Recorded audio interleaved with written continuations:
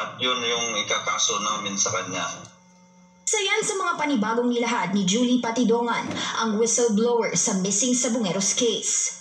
Sa isang eksklusibong panayam ng Bilyonaryo News Channel sa kanya, sinabi niyang may hinihintay na lang daw siyang isang pahayag na anyay mula sa tauhan ng isang pulis na may palaisdaan umano sa Talisay, Batangas. Yun umano ang tagaligpit ng mga biktima. Pero nang tanungin kung totoo nga ba itong proseso sa pagkitil ng buhay ng mga sabungero, paglilinaw ni Patidongan, mala killing me softly ang style nito. Babala, sensitibong detalye ang susunod na pahayag ni Patidongan. Pinuputasan yung tiyan, yung mga laman-laman, may video kasi ako diyan noon. Tinatanong niya raw kasi sa mga tagaligpit kung paano ito ginagawa, kaya pinakita sa kanya ng isang pulis kung paano. Automatic na binabayaran ko yan yung pera na galing kay Mr. Atongang na 500,000, yun yung inaabot ko sa mga pulis. Una nang sinabi ni Justice Secretary Boying Remulla na formal na silang humingi ng assistance sa Japanese government tungkol sa mapping ng Taal Lake. Mula 2021 hanggang 2022, halos sunod-sunod ang pagdukot sa mga sabungero. Ang pinaka-common na motibo, ang pangchochope o game fixing para manipulahin ang resulta ng pagsasabong. Sunod ang di umano'y cloning ng e-sabong platforms.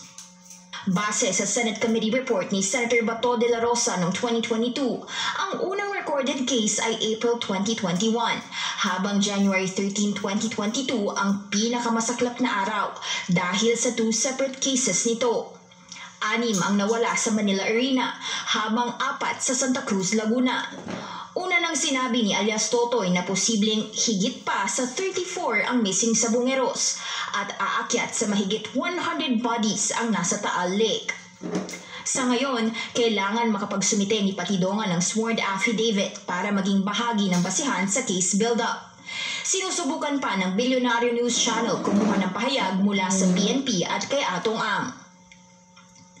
Para sa agenda, Hannah T., Bilyonaryo News Channel. Bukod sa Philippine Coast Guard at Philippine Navy, nakahanda na ring tumulong ang Department of Science and Technology sa DOJ sa paghahanap sa nawawalang sabungero na inilibing umano sa Taal Lake gamit ang kanilang marine monitoring equipment. Ang detalye sa Agenda Weekend Report ni Ivy Reyes. Hindi nagdalawang isip umuo sa Department of Science and Technology Secretary Renato Solidum sakaling lapitan sila ng Department of Justice para sa kaso ng mga nawawalang sabungero na di umano ay inilibing sa Taal Lake. Sa isang forum ngayong Sabado, ipinaliwanag ni Solidum na kung totoo man ang mga aligasyong ito, may matatagpo ang buto sa ilalim ng Taal, oxidized man o hindi ang pinaglibingan dito. Malalim kasi yung lake mahigit 100 meters yan sa deepest part, kung saan may crater. So, depende yan kung saan. Pero ang kagandahan dyan sa Taal Lake, pag marami organic matter, reducing environment. Ibig sabihin, pag reducing environment, baka hindi mag-decompose ka agad.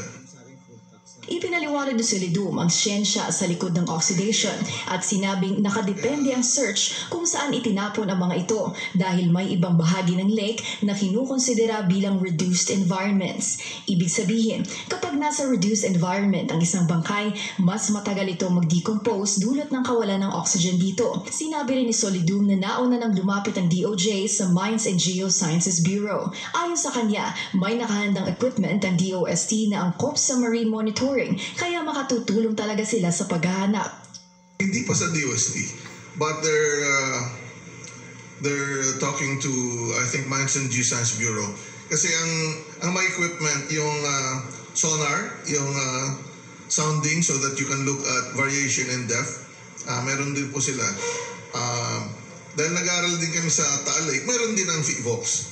Pero so far sa MGB po sila nagkikipag-usap.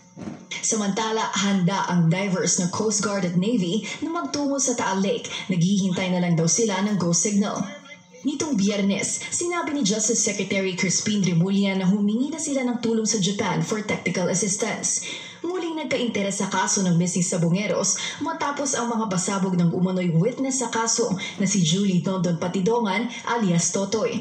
Sa ngayon, pinakamahirap umanong parte ng investigasyon ay tukuyin kung saan sa Taal di umano'y inilibing ang mga sabongero. Para sa Agenda Weekend, Ivy Reyes, Billionaire News Channel.